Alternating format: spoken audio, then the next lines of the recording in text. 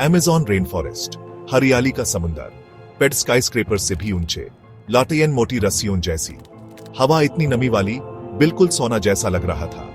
Amazon जिंदा था। कीड़े मकोड़ों की भिनभिनाती आवाजें, चिड़ियों की चीखें और छिपे हुए जानवरों की गुरगुराती आवाजें। यह कोई आम जंगल नहीं था, यह एक रहस्यमयी जगह थी, खतरनाक भी, और दो दोस्तों के लिए यह था अल्टीमेट एडवेंचर। आर्यन और कबीर, बचपन से बेस्ट फ्रेंड्स। आर्यन नीडर लीडर, हमेशा चैलेंज के लिए तैयार।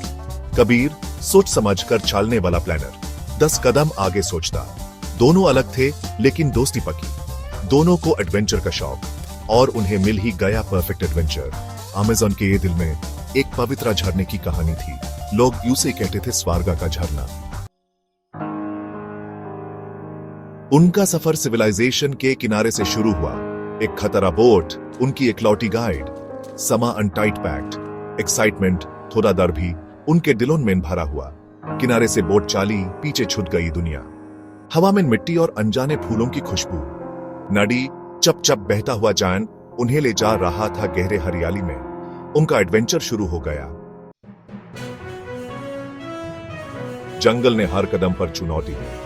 बाड़े बाड़े अजगर रास्ते में रेंगते, खतरनाक कीड़े बदलों की तरह मंडराते। रात को अजीब डरावनी आवाजें पेड़ों से आती। एक गलत कदम और खत्म कहानी। लेकिन आर्यन और कबीर रुके नहीं। उनका हौसला, उनका सपना और सालों की दोस्ती उन्हें आगे बढ़ाती रही। हर मुश्किल का सामना किया। दिन हफ्तन में बदल गए। जंगल ने अपने राज छिपाए रखे। लेकिन फिर एक क्लू। उन्हें मिला एक खुला मैदान। बीच में लताओं से छिपा हुआ एक टूटी हुई बोट। लगती सद रही थी, लेकिन नाम दिख रहा था डिएगो। इस बोट में कहानियां थी, पुराने एडवेंचरर्स की कहानियां, उम्मीद और निराशा की कहानियां। डिएगो और उसके क्रू के साथ क्या हुआ होगा, जंगल चुप था अभी ही तक। व्रेक के पास कैंप लगाया। खोज करते हुए बोट के नीचे एक वाटरप्रूफ बॉक्स मिला। अंदर एक डायरी, वो डिएगो नाम के आदमी की थी। वो भी उसी झरने को ढूंढ रहा था सालों पहले। डिएगो की डायरी में लिखा था मुश्किलों के बारे में, कुदरत के गुस्से से लड़ने के बारे में, अपने दरों का सामना करने के बारे में।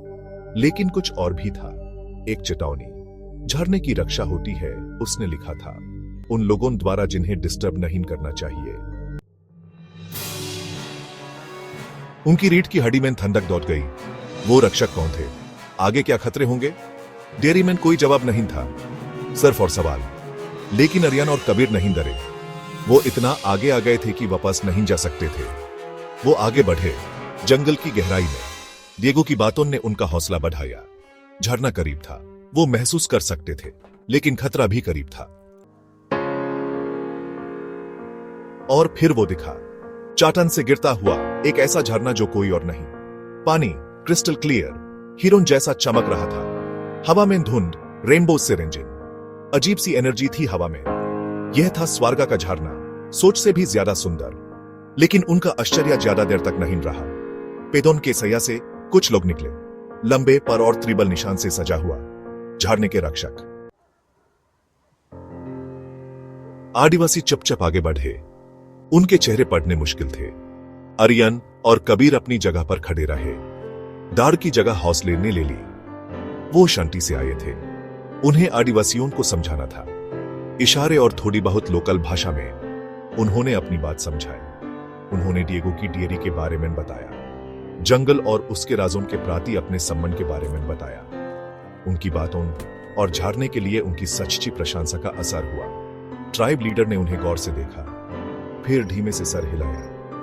आर्यन और कबीर टेस्ट में पास हो गए। उन्होंने स्वर्ग का झरना ढूंढ लिया था, जीत कर नहीं, बल्कि जंगल और उसके रक्षकों का सम्मान करके। उनके एडवेंचर ने उन्हें सिर्फ सर्वाइवल ही नहीं सिखाया, बल्कि हिम्मत, सम्मान और दोस्ती की असली ताकत का मतलब भी समझाया।